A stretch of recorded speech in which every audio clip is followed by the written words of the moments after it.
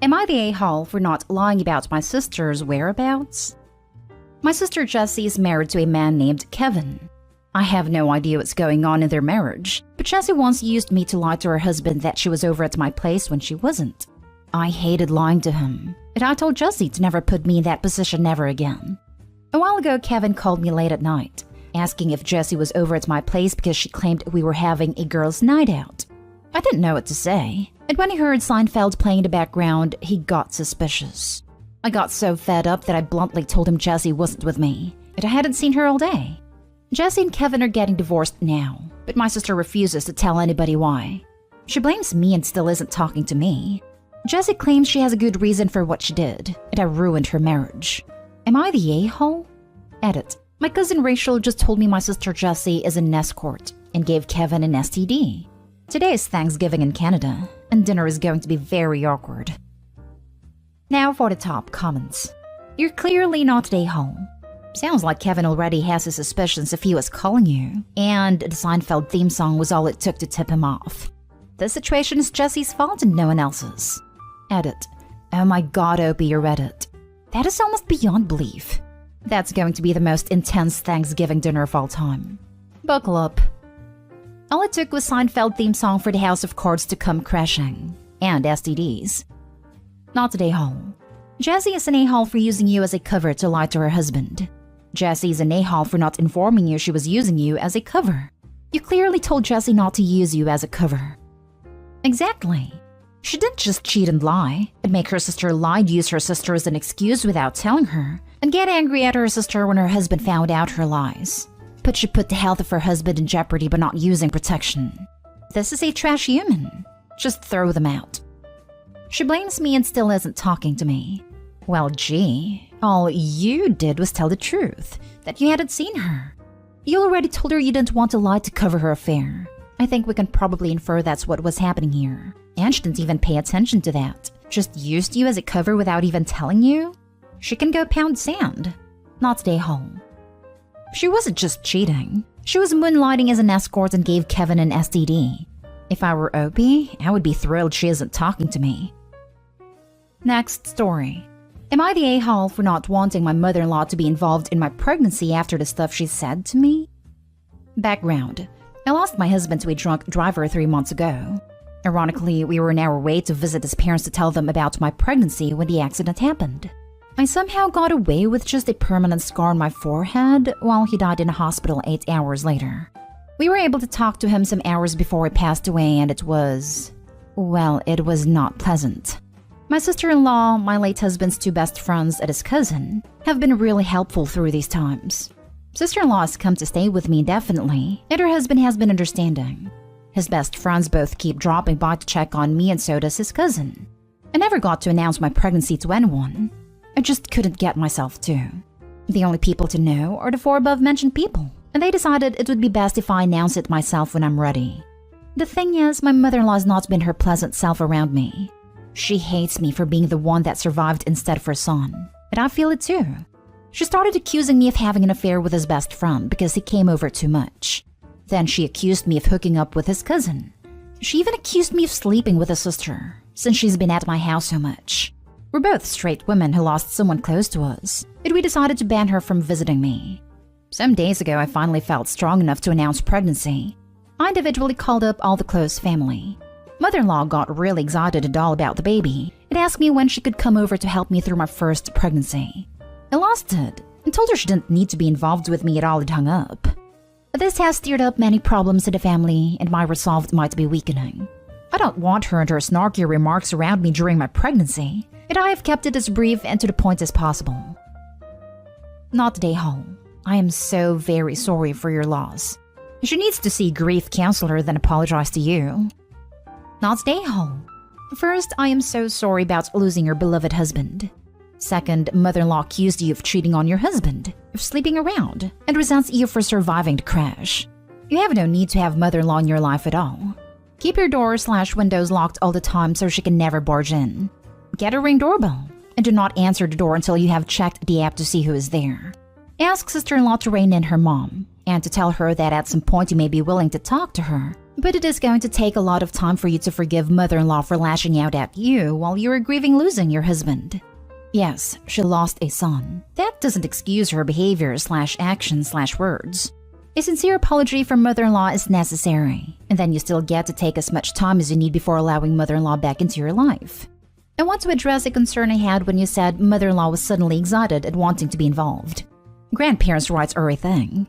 Not all states enforce them the same, but the basics are that if a grandparent has established a relationship with a grandchild, then they can petition the courts for ordered visitation. That would tie you to your in-laws for the next 18 years, without your husband being able to rein in as parents. I don't know what kind of a relationship you had with your in-laws prior to the accident. Just be aware that any kind of patterned visitation you allow could be used against you. So letting in-laws visit every weekend? No. Letting in-laws have alone time with the little one? No. Bring little one over for dinner every Sunday? No. No pattern. All visitation needs to be very random and very spaced out. 2 hours on a Sunday, 3 weeks later a lunch on Wednesday, and then 1.5 months after a meetup at a restaurant. Next story is titled, Am I the a-hole for telling my boyfriend I don't want to spend time with his family after they try to make me prove I was good enough for him? I went to meet my boyfriend's family for the first time, and it was a weird vibe. First, his brother, who is in a similar field of work, started quizzing me on my work like it was a job interview. I ended up joking that I don't talk shop unless I'm getting paid for it after that went on for a while. He asked me kinda rudely if I just got into that field to meet a wealthy man. My boyfriend and his family are wealthy, so I said that I was in it to out-earn the wealthy man. Another joke, or half-joke at least. I like my financial independence. Next, his cousins asked me if I was a workaholic, like some ex of some guy in the family who was never home and never did her household chores. I said, nah, I'm out of work at 5 on the dot. I care a lot about a good work-life balance. Then they were saying I was such a millennial, which I don't know what they meant by that. There was more, but overall it felt like a job interview, or an interrogation rather than a social event. It felt like I was being asked questions and set up to be judged. I left early after a conversation with his mom who was asking me about my homemaking skills, and not really liking my answer that my boyfriend is the better cook. And before I met him, I was eating too much takeout, but he's teaching me to cook. His mom made a comment about how in her day, women brought something special to the table. I kinda tried to play it off as a joke, saying that I'd bring him beer, but it really didn't land. Anyway, I headed out early and he stayed that night, but as soon as he left too, he wanted to talk about why I had dipped super early. I said I felt like I was being interviewed for a job of being good wifey, instead of just meeting people socially. And I feel like that's not something I enjoy. I like hanging out with people who are chill and accepting. He said it felt like they were just being protective, and tried to make sure he was ending up with a good partner, and they meant well.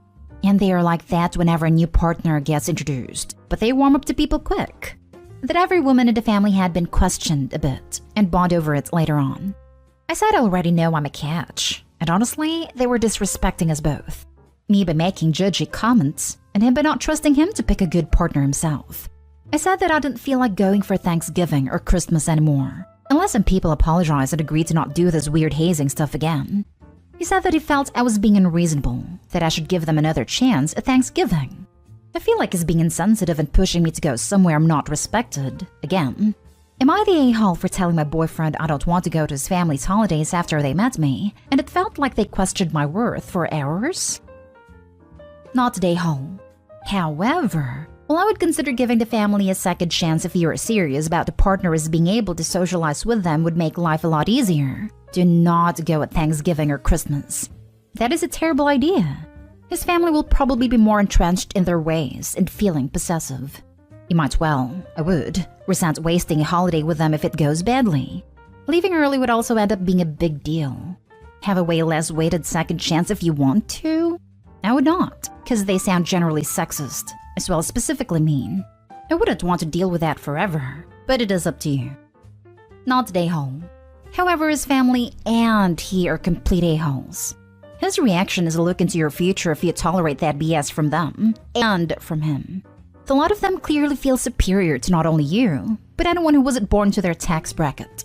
It's not wise to ignore such blatant harbingers of relationship inequity and ingrained disrespect.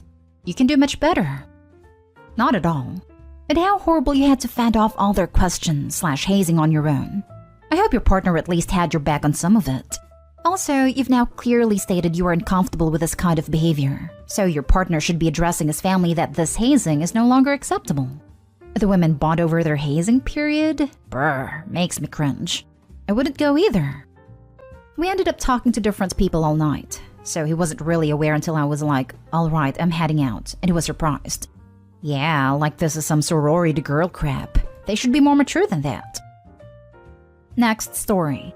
Am I the a-hole for hiring security for my wedding? I'm 25 female and getting married to my fiance, 26 male, next spring, if all goes well. My father's girlfriend and her 2 children, whom I have known since I was 9 years old, are not invited. I don't want to go into it all here, but I will say that my stepmother did things that I as an adult now consider to be abusive, including stealing my belongings, trying to get me diagnosed with disorders I didn't have, and going into rages with almost no provocation. When I was 16, I left my dad's house and cut off all contact with them for years. When my fiancé proposed, it struck me that I would have nobody to walk me down the aisle, so I reconnected with my father and began repairing my relationship with him. Unfortunately, his girlfriend and her kids were still in the picture, so I was polite to them and tried to only go see my dad when I knew they weren't around. A month or so ago, my stepmother walked in on me and my father while we were going over wedding plans, and she cheerfully mentioned that she hadn't gotten an invite yet, but she would like to RSVP, so we could set aside a vegetarian meal for her, which made things awkward because I hadn't sent her an invitation because I didn't want her to come, nor her kids. None of them had apologized for or even acknowledged my childhood, except my dad. I tried to give her the chance to, but she got very sulky with me and stormed off. I'm assuming so she could whine about me to her Facebook groups, seeing as that's what she always did when I pissed her off as a kid. A couple weeks ago, she sent me a message that just said, "Can't wait to see you on your big day." I didn't reply. I just called a friend from school who had started his own security company and offered him his first ever contract, my wedding. He graciously agreed. He thanked me for the contract on Facebook. He tagged me, and since he tagged me, my family saw it and now they're telling me I'm going overboard. And weddings are supposed to be happy occasions, and the presence of security would bring down the mood. Not only this, but now my dad's side thinks I'm psycho, paranoid, etc. because you don't need a whole security team to keep out one fat lady and her 2 kids. But on the other hand, it's my wedding, right? Thoughts? Added for clarification, while talking about the veggie meal thing, I did eventually come out and say that there wouldn't be a plate for her because she and her kids weren't invited. I didn't want them there because they never apologized for what happened in my childhood. She got sulky and left. Not today, home. Regardless of your personal situation, it's always a good idea to have security to an event where a bunch of adults are going to get drunk. Taking into account your situation, it's even more of a necessity. I agree with this. We had security at our wedding, but that was due to the venue requiring it. We have to give a complete guest list, so they could check off who was attending. I know not all venues have this requirement, but I have been to a couple of weddings where I had to show ID to enter. Offer your photographer a bonus if they manage to get video of security tasing her and dragging her away. Not stay home. Okay, this made me burst out laughing when I was stressing out and about to have an anxiety attack. Thank you, and I may actually do this. Last story is titled, Am I the a-hole for ruining the family vacation by refusing to go to dinner after my husband laughed at his cousin's joke and telling him to take his mistress instead? I found out after we were already married that it's very common for the older generation of men in my husband's family to keep mistresses, as long as they're discreet about it and don't have any outside babies. We went on vacation with my husband's family, including his sister, cousins, and their spouses. My sister-in-law needed to get some new clothes because she was supposed to leave earlier than the rest of us, but decided to stay. While we were shopping, the shop assistant was flirting with my husband.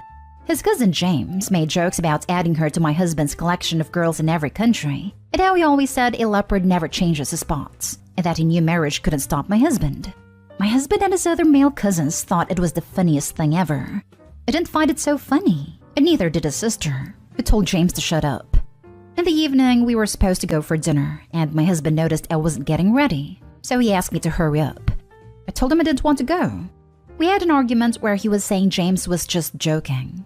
I told him I didn't find it funny, that he could take his mistress to dinner instead.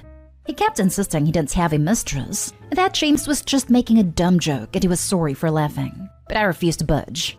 In the end, none of the other girls went to dinner with them. We all ended up going somewhere together and wouldn't let them come with us. For the rest of the vacation, my sister-in-law insisted we would treat it like a girls' trip, and the boys could do whatever they wanted without us. My husband was pissed at me for overreacting to a joke and ruining the family vacation, especially since James apologized too, but things didn't go back to normal. Was I the a-hole? Joking about a mistress is a deeply disrespectful thing to do. It sounds like you weren't the only woman fed up with this kind of banter. It is a shame the holiday wasn't what any of you planned it to be, but you are not the a-hole for being upset. I will say this, now that you are home, perhaps it is time to move past it. Make it abundantly clear that these kinds of jokes are not tolerated, but let it go. If it happens again, then it might be time to worry about the people in your life and reevaluate things. But until then, enjoy life. Good luck. This. Dump the husbands, sister-in-laws included, if they won't change. Keep the rest of the family. They sound cool. Not stay home. And good on you women supporting each other. Adultery isn't a joke, and if your husband thinks it is, he has to think again. When you found out about the tradition, did you discuss it with your husband? What did you agree? How about the girls make a joke about the wife having a sideman, and see if he thinks that is so hilarious. Let's see if he feels embarrassed in front of his family. He shouldn't, right? It's just a dumb joke. Not stay home. But culturally, I'll bet if you took a discreet lover or you ladies joked over having one join you on your ladies' time out, that he wouldn't be laughing either.